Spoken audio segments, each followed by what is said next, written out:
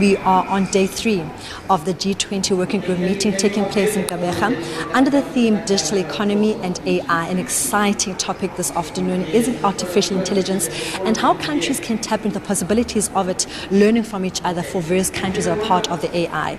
I'm joined this afternoon by Benjamin Brake, all the way from Germany. He's the Director General for Digital and Data Policy in the Ministry of Digital and Transport. You come all the way from Germany, and your country without a doubt is doing well in terms of AI. Take us through exactly how the process of trying to get into AI has been for your country, and what has worked for the country of Germany. Yes, as you know, Germany is part of the European Union, so currently we're working on 2 fronts when it comes to AI.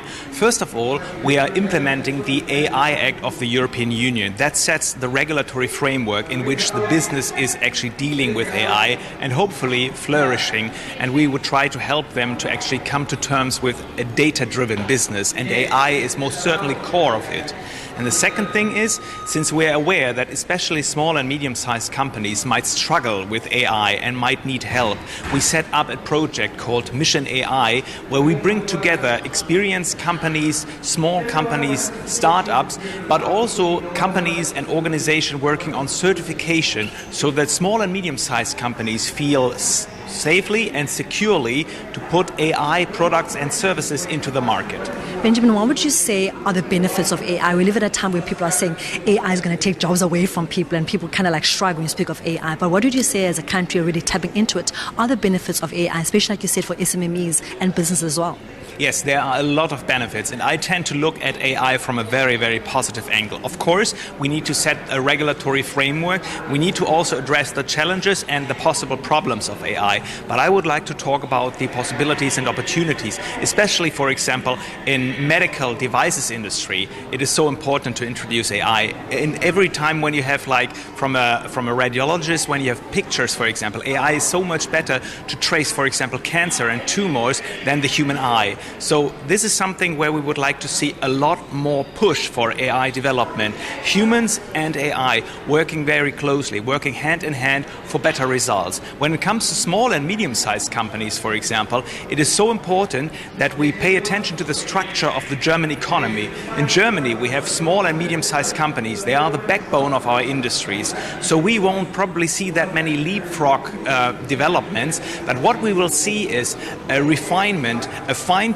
of existing products and services of world-leading German enterprises, where they integrate AI to be more competitive in a global market.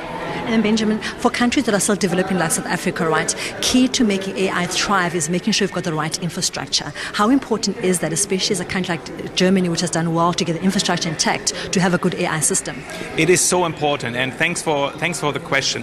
I think the infrastructure is key. AI is something that you build upon infrastructure, but you need, of course, 5G, you need to have fiber, you need to have, and that is particularly true when we talk about AI, you need to have the data center capacity. And that is something where the German government is currently focused very much on, hand in hand with the European Union programs.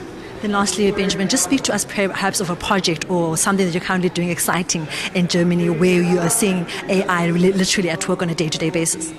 Where we see AI on a day-to-day basis is especially in transforming our daily life as a civil servant. We're using AI to make processes leaner, to make processes more efficient, so that my colleagues and that we can focus on the very important tasks and be a bit released of the burden of the daily work. And this is very, very interesting and exciting to see how AI is really working in our everyday life. And that is something where I would like to put a strong emphasis on.